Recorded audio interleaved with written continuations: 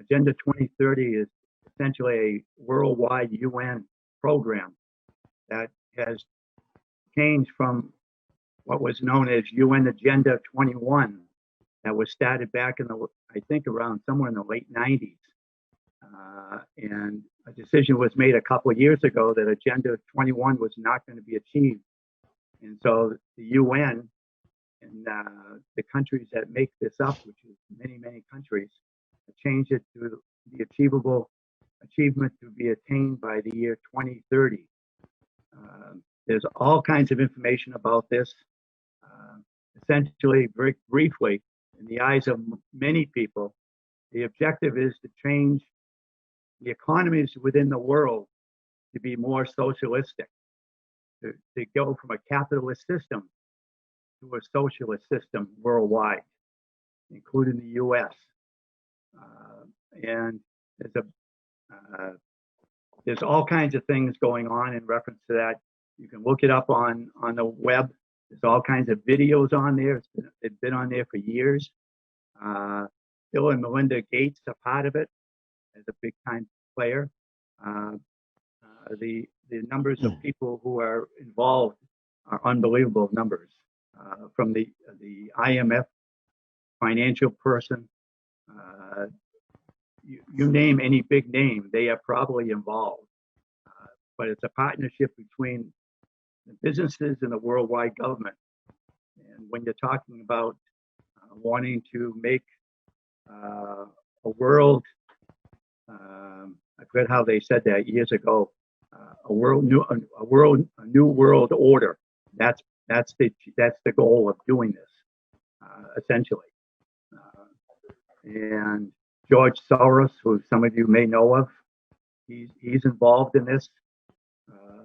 And I've got probably, I copied off the internet a couple of days ago, probably about 50 pages of information. It involved, you can go in there and you can see what it says as far as for Massachusetts, what Massachusetts expectations are in any other state in the country. And it's all laid out. And it's way too big to be able to try to explain a whole lot individually. Like I said, I got about 50 plus pages of information that you can print off and you can watch the videos and so forth. So from what you're saying is, I don't know whether they use the word socialistic, but what you're saying is it's both Soros, who's extreme left, and the IMF, who is extreme right, and so they're just trying to get a new world order, so that trying to improve all the countries, especially the underdeveloped ones. So they've got essentially 17 specific goals, starting with goal number 1 being no poverty, number 2 to do away with hunger, 3 to improve the health and well-being. And it goes on and on for 17 different topics. And this is bad because it's not. It's neither sad nor happy. It's somebody's vision, I guess, or it's the UN vision, or the vision of the vision of that committee. But that's again the same thing I was going to ask: is did they really use the word socialist in there somewhere? Yes, it does. It does. So do you know what they mean by that, or no? One reference to it is I'm trying to find where my reference point I had. They were calling it. I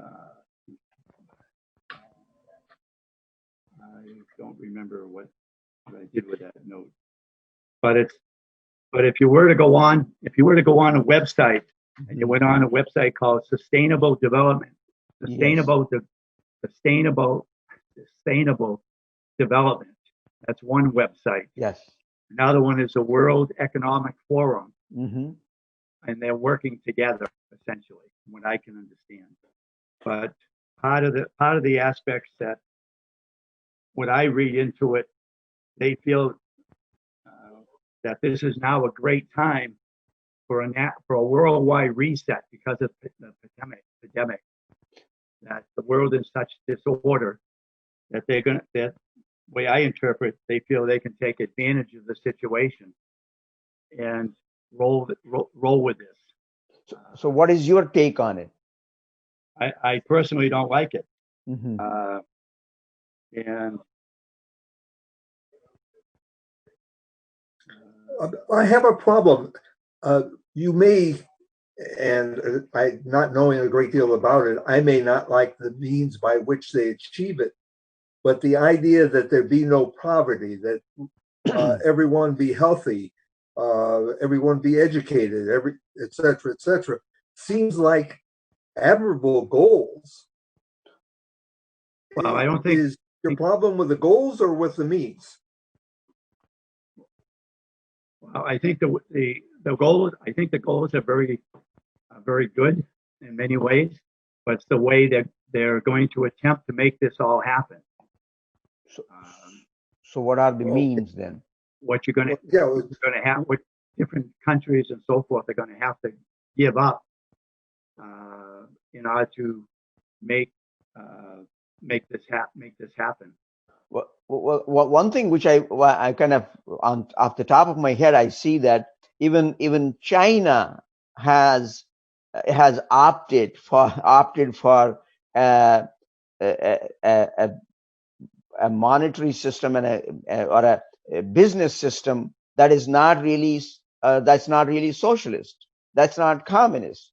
So I kind of wonder where they are going with that kind of mechanism, because even in China you have businesses growing and they make money, they make profit, you have billionaires there, and then you have people who are poor at the same time, and there is inequity there too.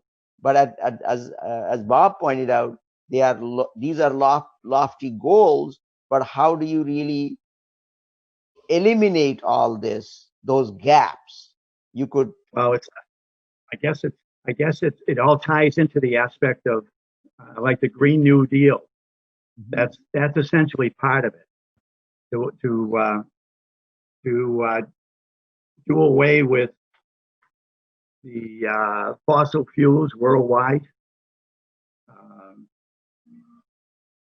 I understand that it may not be practical, certainly not in the short run, to get rid of fossil fuels worldwide.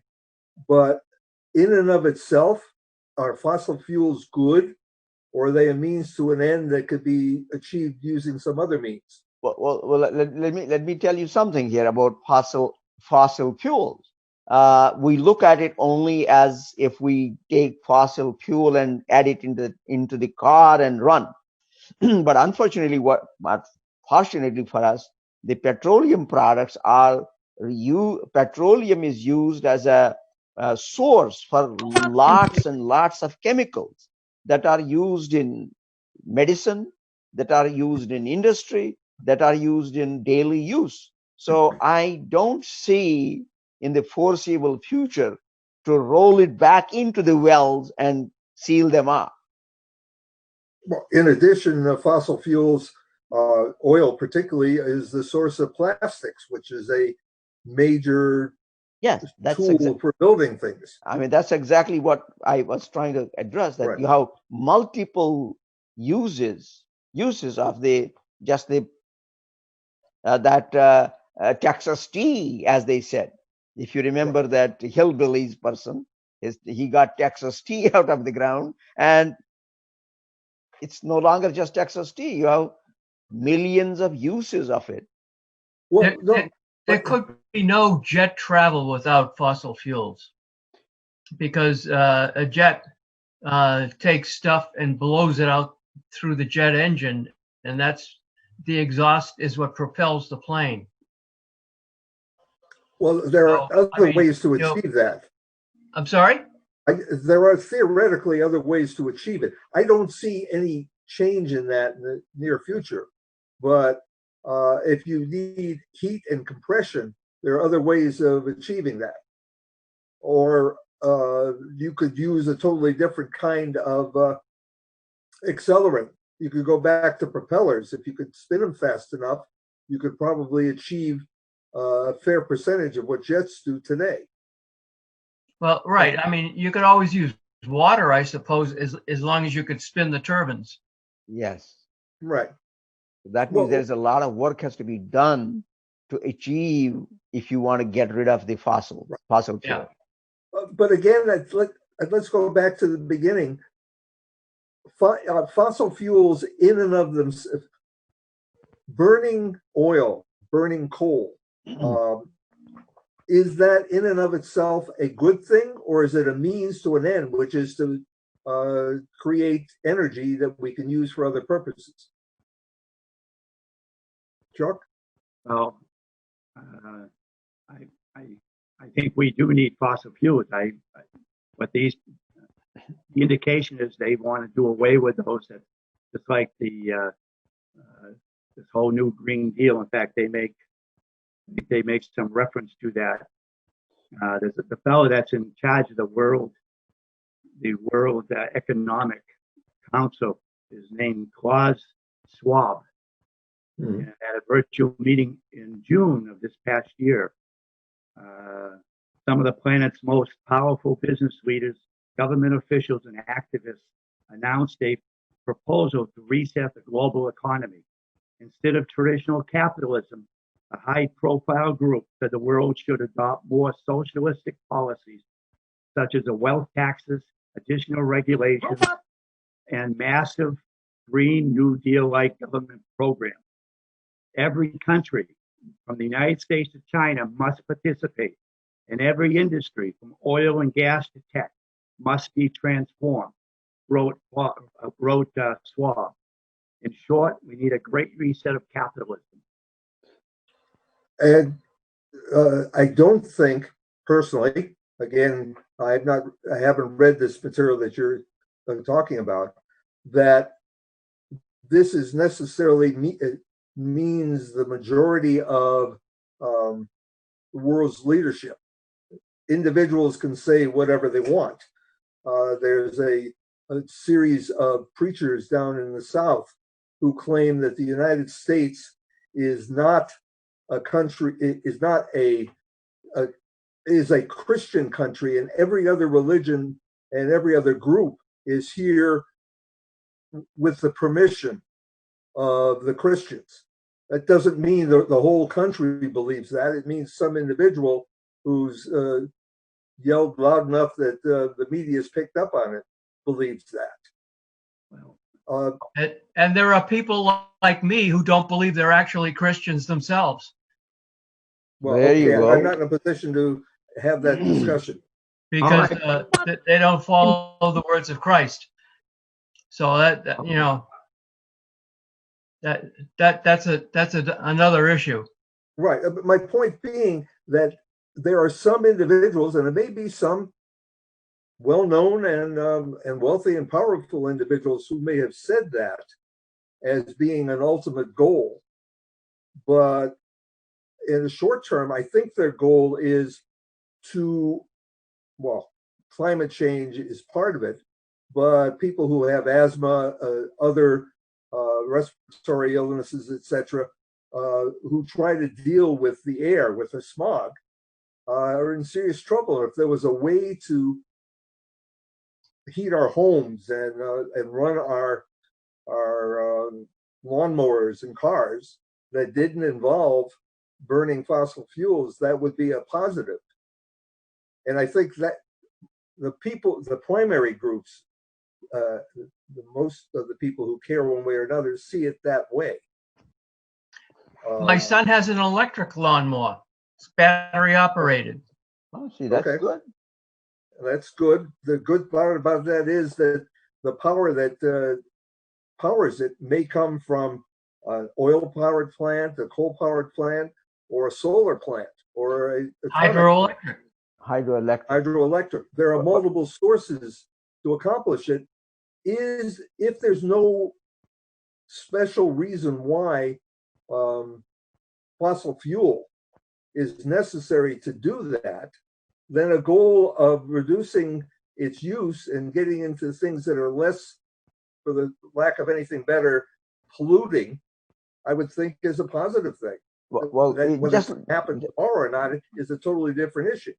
just look at the lawnmower itself. Lawnmower uses battery, but rest of the lawnmower has parts and components that come from petroleum products.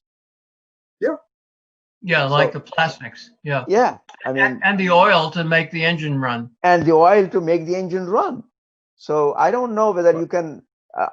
It's an ambitious goal, but you could make some strides, and that may be good. That's a good thing, because always it's a good idea to have multiple modalities of energy. So maybe that it will produce some good results if they invest in new modes of transportation, new modes of energy production, but that's going to take time. Right. Remember, Obama said a number of years ago, we need all of the above. Yeah. Solar, petroleum, blah, blah, blah, blah, blah. Back in the beginning of the 19th century, the whale oil was how people lit their homes. Mm-hmm. If they didn't have a fire. And this new thing, electricity, came in. And there were a lot of people who were saying, this is not good. It was not good because they lost jobs. You know, the whole industry shut down. You had this whale oil industry here on South Shore, I think, which and the islands, the Cape and the Islands, were major sources of this stuff. Change happens, and hopefully, your goal, you think about it and say, do we want to change in direction A, direction B, or direction C? And I would hope, look at if we achieve what we're trying to achieve, is the result good, bad, or actually good or bad is too relative, better or worse? I was going to ask Chuck the other question about the socialistic mechanisms, moving away from the fossil fuel. I mean, if you think that if the goal is to have wealth redistributed, if the goal is to make sure that everybody is healthy, but those are lofty goals, even though there might be mechanisms that they might want to use, but it's never going to happen because there will always be inequality. There will always be inequality in people. Some of them are susceptible to diseases, others are not. So you can't have everybody healthy. You can't have everybody rich.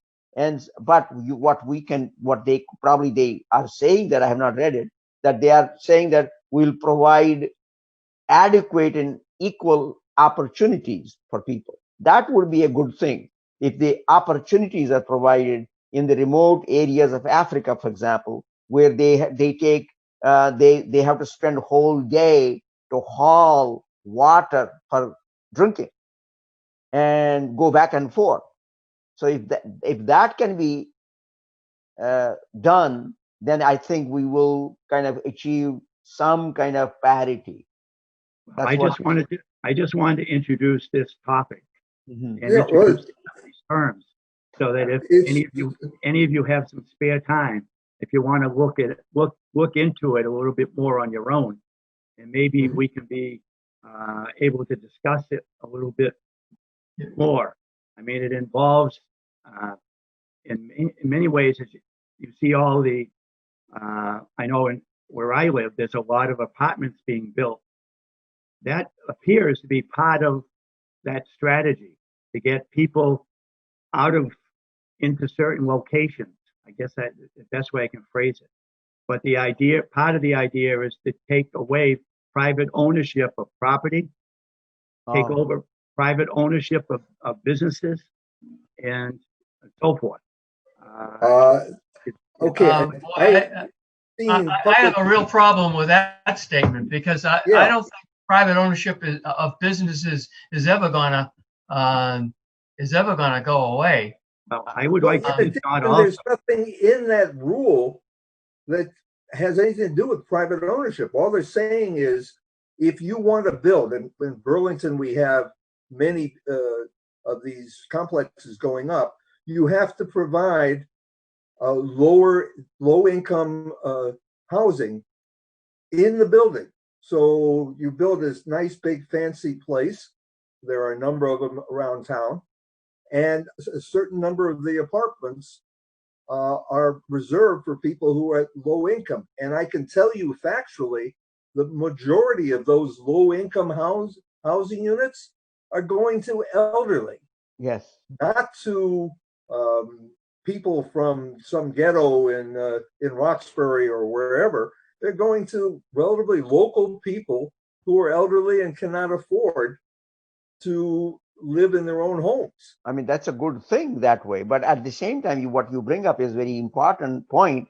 That is, in order to live in Burlington, or in order to live in Chelmsford or live in Reading, there's a ticket. There's an entry ticket involved, and that entry ticket is different in different towns. So that is by itself a caste system, economic caste system that is prevalent throughout the United States, and that I don't know whether you can get rid of that. I just want to. Well, do you want to? I noticed Trump just made an executive decision that he was going to eliminate this fair housing.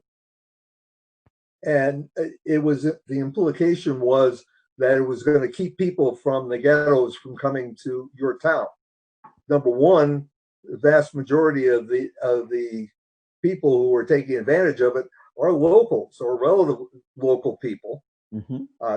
I volunteer at the food bank, and I'm delivering food to people like this in some very nice housing, because the food bank says they're. The current one is United States is 5.2 total million with it, and the deaths are 167,000 sort of.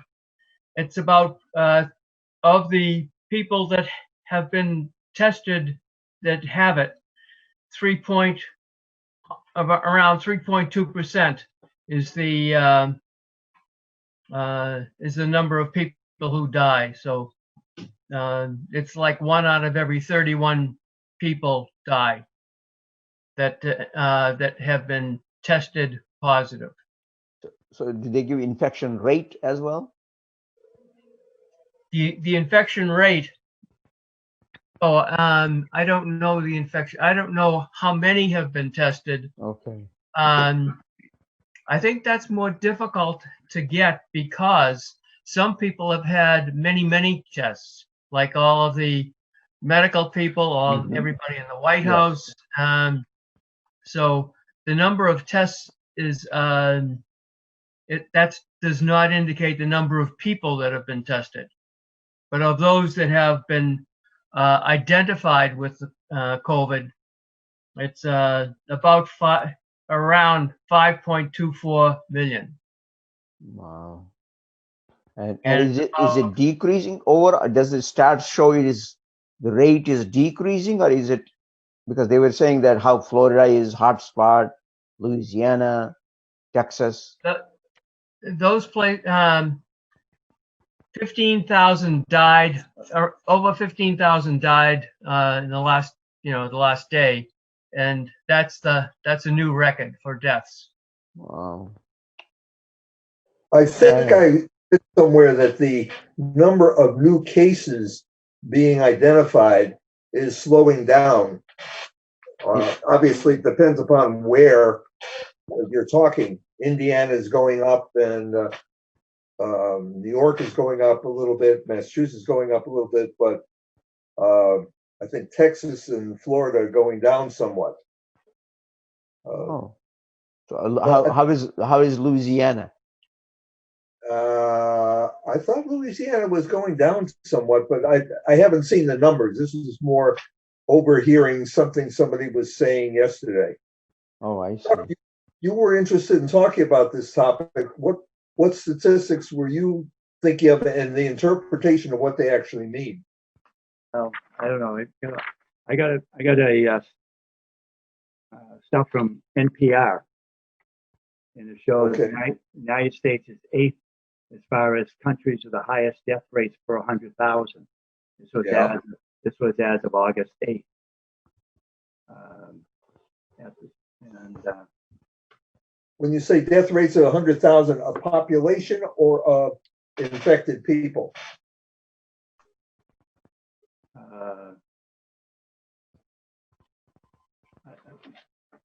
It says among the 45 countries with more than 50,000 cases, the U.S. has the eighth highest number of deaths per 100,000, 47.93 deaths for every 100,000 Americans. Belgium has the highest with 86.3. How is Sweden? I don't know. I don't think that shows on there. It says, but in terms of case fatality ratio, the U.S. is doing significantly better than many other countries. The country's case fatality ratio is 3.3, meaning that for every 100 people with COVID-19, only about 3 die. And that puts us 24th in the world. Wow. That's a good thing. Of course, we have about 25% of all the identified cases in the world. More than 25%, but a working number, 25%. And our number of deaths is around 22, 23% of all the deaths in the world. I'm not sure that indicates that we're doing well.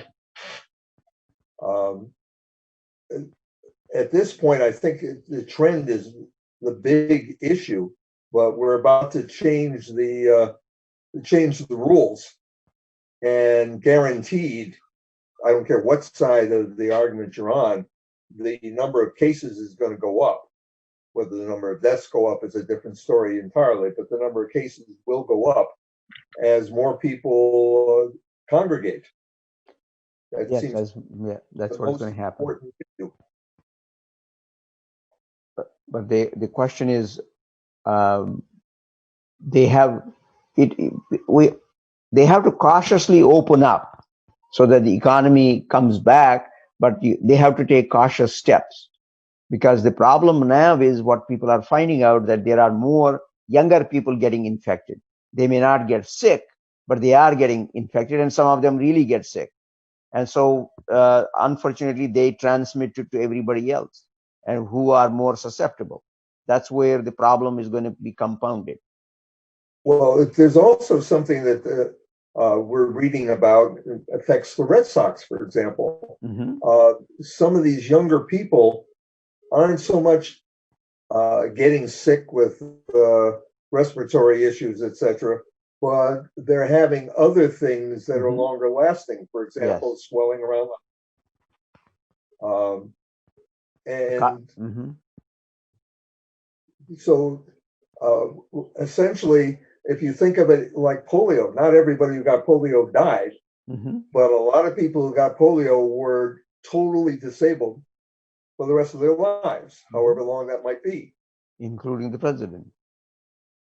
Yeah, we had a president. He was probably one of the lucky ones compared to some of those who were in, I don't remember what we call them anymore, the breathing compartments. What the hell do they call that? The iron lung. Iron lung, thank you. We might be developing a generation like that we're not even aware of. But we do know that if we do not congregate, then less people get infected. Whether they're sick or not, whether they're sick short-term, long-term, whatever, less people are affected. And until such time as we have, at minimum, treatment, and at maximum an effective vaccine,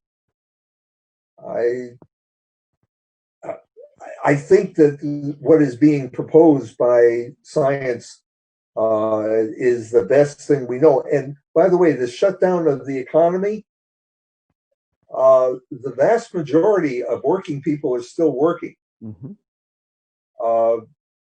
And one of the key areas which is not going to open up for a while, even if we declare COVID done, like for example, hospitality and tourism, those aren't going to come back right away.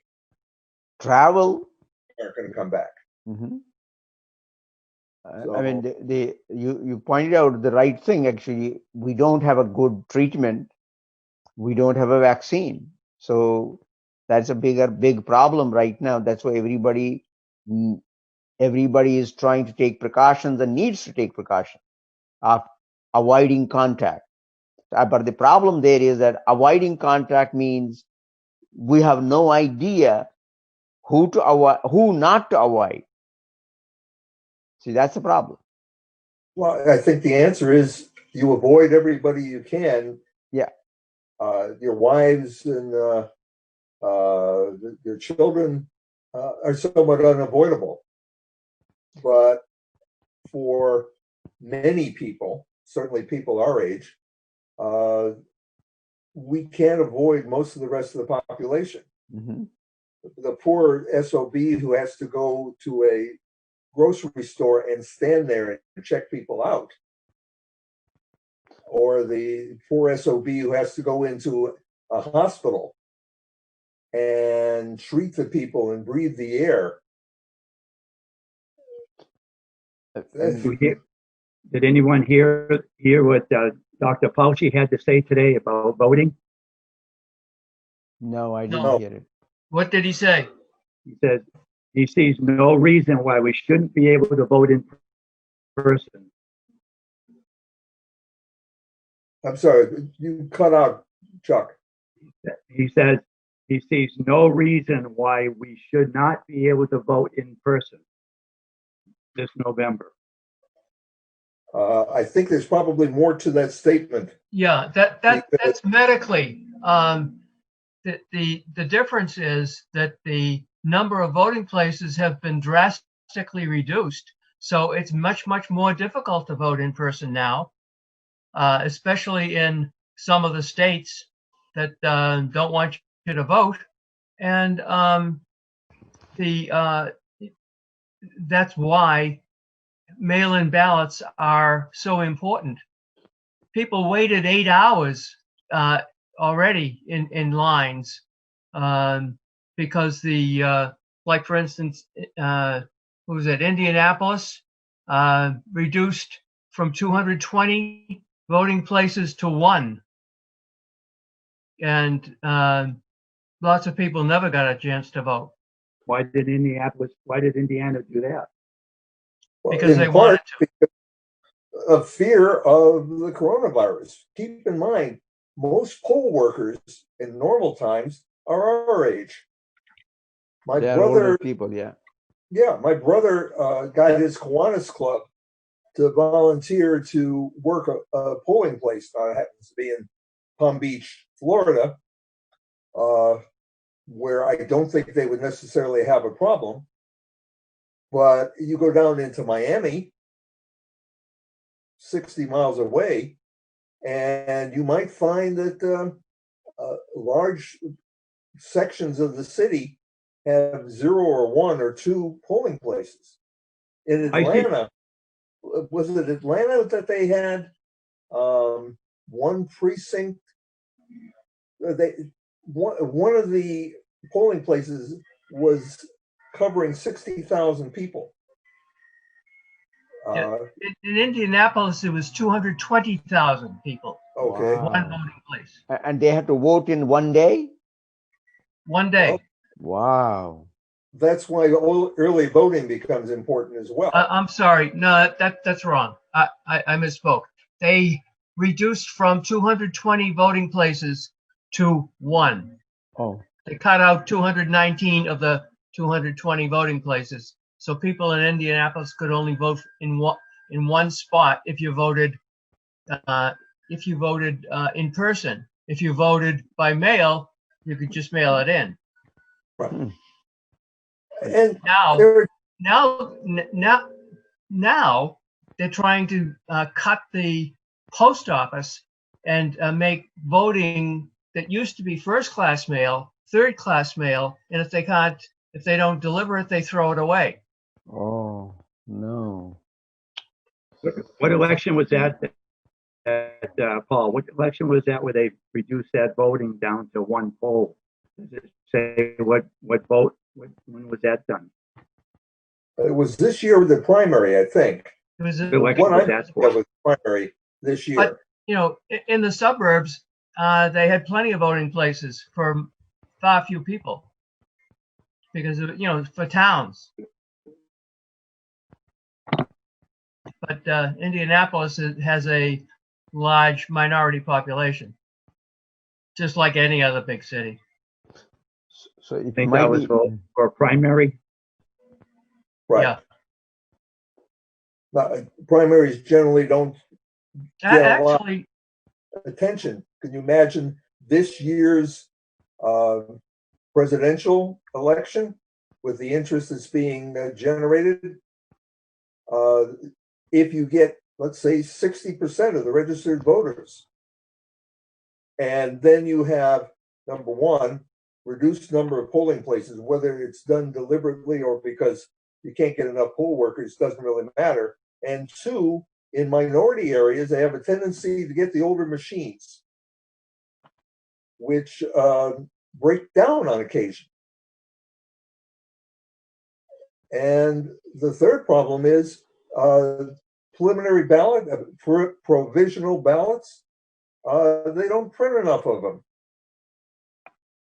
So, you know, if we're going to have a democracy where people choose their leaders, you gotta have some way for them to do it if they're willing to go to the effort of trying.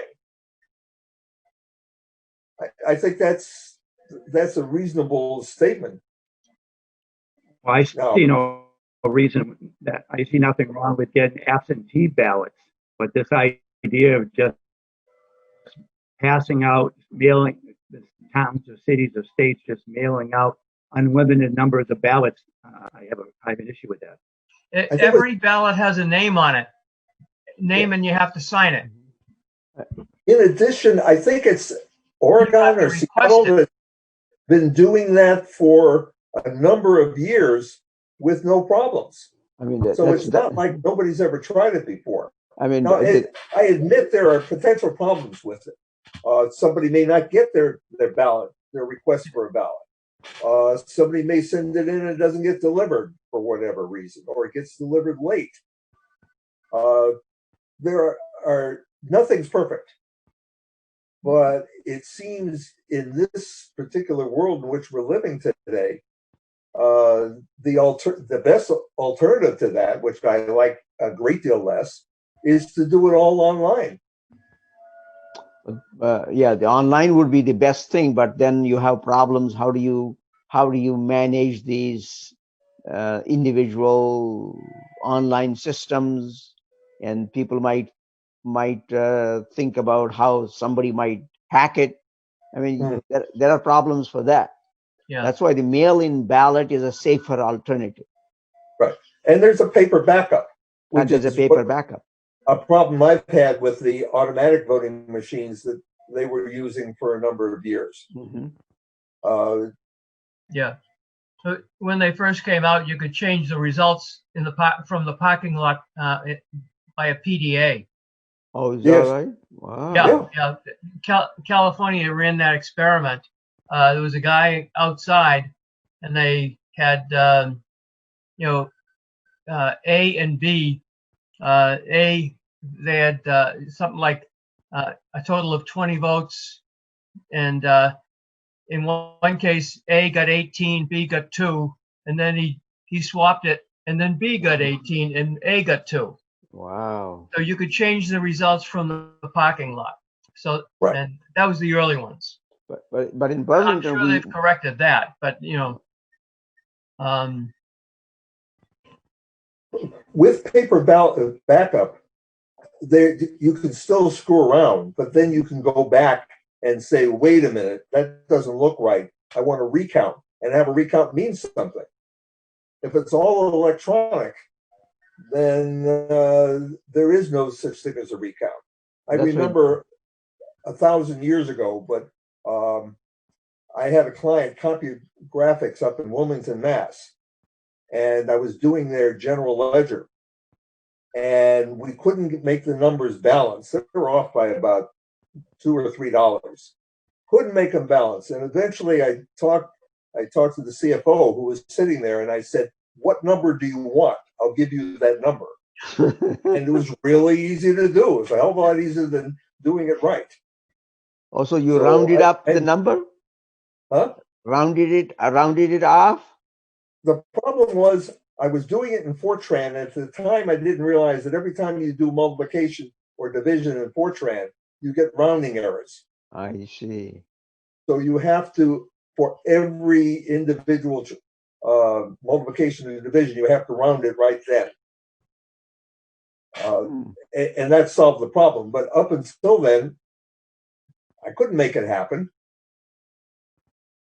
But in any case, that's what I think is wrong with doing everything absolutely online. Security is, every time they come up with something they think is secure, either it gets hacked or somebody cons somebody into giving them a password, at which point they have complete reign to do what they want in the system. I mean, that's why the good thing about Burlington is there is a paper backup, and then they scan it, and so paper backup is kept. So if there is a question, you can go back and recount. Right. So you have the advantages of electronic, you get the number right away, and the advantage of the paper that you can go back and recount it. So that's why the mail-in ballot in Burlington, at least, is almost the best solution. Right. They have one advantage that I don't know that other areas have, and that is you can go and drop the thing off at the town hall. Yes. So you don't have to depend upon the mail service. We had mail in for, I think, the September primary. And so we filled out the form, we dropped it off at the town hall. They'll mail back our ballot. We'll fill it out and send it in, probably dropping it off. So in that box. Yeah. So, but I hadn't heard about this thing that they're dropping mail-in ballots to third-class mail. That's a new rule by the post office. Is that a rule or is that a proposal? No, it's a what do you call that? They just changed the rule from first class to third class. The people, the head post office people, because Trump told them to. I would think that would be challenged in court and dropped almost. I'm sure Nancy Pelosi is already challenging it. So what difference does it make, actually? It takes more days? It doesn't have priority. No, if it's not delivered, properly, then it just gets thrown in the trash. I see. Okay. Right now, when something is mailed out by the post office, if it can't be delivered, then the post office itself will go to try to find out where it should be delivered. Like if you get a letter from somebody that doesn't live in your house, you put it back in the mailbox and put up the red flag. Yeah. They take it back and then they try to find out where it's supposed to go. It's illegal for you to, even if they live up the street, it's illegal for you to go and give it to them. Now that's interesting, because I didn't know that it was that illegal to give the mail to your neighbor. Yeah. I didn't realize that either. That all the time. Wow. Well, I mean, my next door neighbor is always getting. I'm always getting his mail. So do you hand deliver then? I go knock on his door if he's there. Don't say anything because you're on television, Bob. You could be prosecuted. Come get me. So that's interesting that it's illegal. Okay, but I think mail-in ballot is a good bet. No Yeah. matter, but I think medically you're right that Fauci says medically yes you can, but the problem is you have to stay outside in the line and you may have to wait in the cold and huddle, and that means the whole point is messed up. Yeah, I mean, he's assuming that you stay 6 feet apart and you're Yeah. wearing a mask. That's not going to happen. I mean, there's no reason why you can't do it if you can stay 6 feet apart and wear your mask at all times. And if you have only 20 people waiting to drop the drop the ballot. Yeah. But on the other hand, if you have hundreds of people, it's not going to work. And you're physically fit enough to be able to stand there for a couple of hours. Yeah, and it's not raining or snowing or. Yeah. Cold. And the other thing is, if the poll closes at 8 and there's still, 30% of the people still in line, then that's, some states they let you vote, and other states they say go home. Right. In the primary election you were talking about, which I thought was Georgia, but maybe it was Indianapolis, they made them go home. If they weren't in the building, they forget it. Oh, so here's a bunch of people who have gone to great effort to do their civic duty. And they're told, goodbye. So they were sent home? They were sent home. Wow. So did they sue? You can't I sue. don't know. Too late. The media was all over it. So hopefully they embarrassed enough people that they'll do something about it. Chuck, you opened up the conversation and then we ran away with it. Do you have comments? That's on the voting. Yeah. I just think I don't think there's any, I think it's good that people need to vote by mail, that they do it by absentee ballot, and just this freewheeling of sending out ballots to everybody and not being sure if those same people are living at those residencies or still alive or what the case may be. I have an issue with. Well, voting by mail is basically an absentee ballot. Right. Right? You have to be registered. They're not just sending out ballots saying, hey, anybody want to vote? They're sending it to an individual who's registered. You have to request it. You have to request it. That's what I was going to say. In some states, they're sending it out to all registered voters. I think that's what California Chuck's talking about. Matter of fact, I think Rhode Island is doing that. Oregon's been doing it for years. Yeah. But Oregon, right? They've had a track record where they've been able to adjust the issues and so forth, and they've been doing it for about 5 years. So they have experience at doing it. I thought it was longer than that, but it's interesting.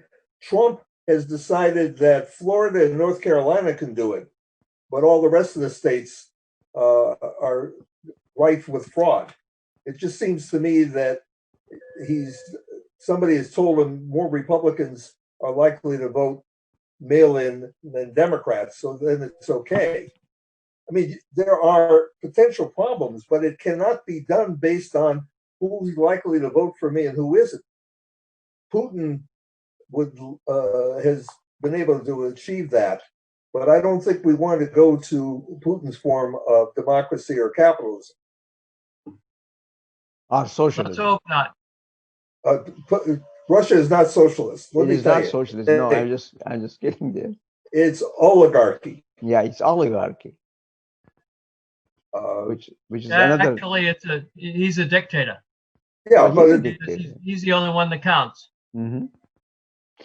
Actually, one of my Russian friends said that the Russian people like a strong leader who says what needs to be done and gets it done, and that's it. So it's kind of interesting. That's a typical right-wing talking point. Yeah, that's what one of my friends said. One of my Russian friends said that. And by the way, there are advantages to that. The problem is, they used to call it, I'm a political scientist, so I'll use the term benevolent dictator. A benevolent dictator does what you want done. Not what he wants done or she wants done. Well, no, the benevolent parts are important. And the way you know it's benevolent is if I want what he's doing, then it's great. Oh, okay. No, a benevolent a benevolent dictator is looking out for all of the people, not just Not is he just Bob? doing what I want. He looks out for all of the people and makes the decisions. The problem That's is what a benevolent dictator. That's the definition of a benevolent dictator. Nothing you can do that is good for everybody, and nothing you can do that's bad for everybody. So it's important that I believe that it's good. And if enough of the population agrees that it's good, then as a group, we're happy. But there's always people out there who are not happy for whatever reason. And that's just the reality of the world. But again, my problem with Trump in part is that what he's doing, I don't agree with. So he couldn't possibly be a benevolent dictator because I don't agree with it. So that's your problem, not his problem. Well, in November, it may be his problem. Well, that's a distant issue at the moment. Well, yeah, but I mean that's the difference between what we have and a dictatorship, benevolent or not. And we get to change who the leader is. Well, that's a good thing. I think so. Mm-hmm. I'm not sure that everybody does. I think Okay, we have 4 minutes left. You want to talk about Kamala Harris? Sure. That was one of the other things we were talking about. Yeah, Chuck wanted to say something about her too. I was just curious whether or not how you saw her as the VP candidate. She's my number one choice.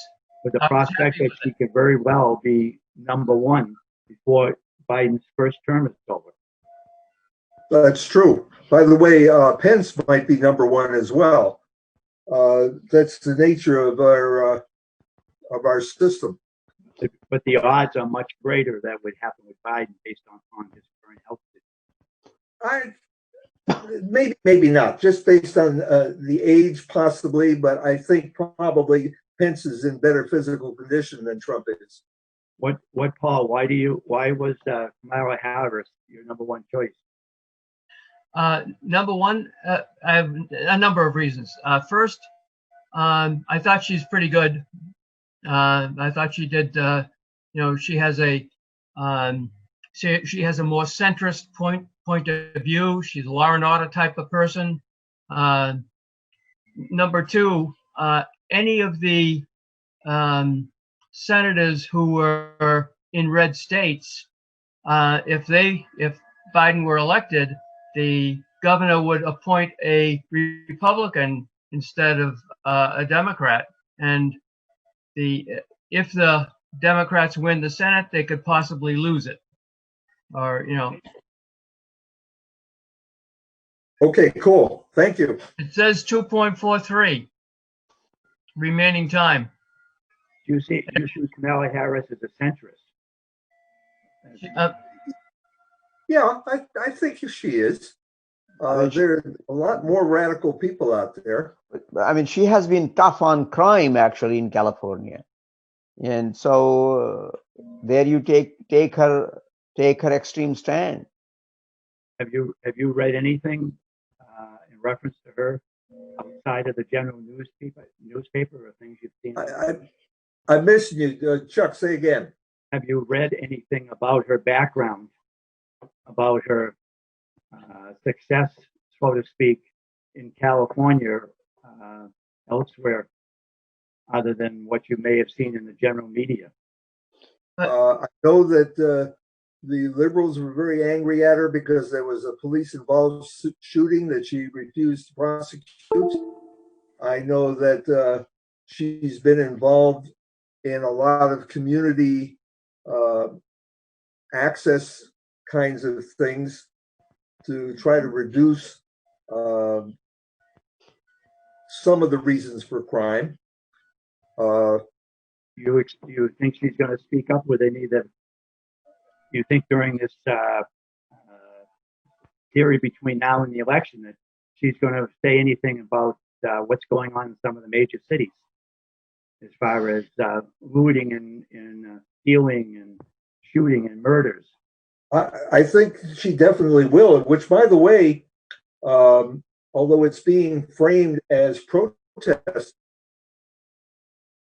Okay. All right. Chuck, why don't you finish up? No, I was just questioning, just asking that question. Okay. I was just going to say that I think it's organized looting and it's done for profit. It's a capitalist system, not a protest. Certainly, there's something that was going on in the early days of the Floyd protests were definitely organized looting. The protesters themselves, in vast measure, not all, but the vast measure, did not loot.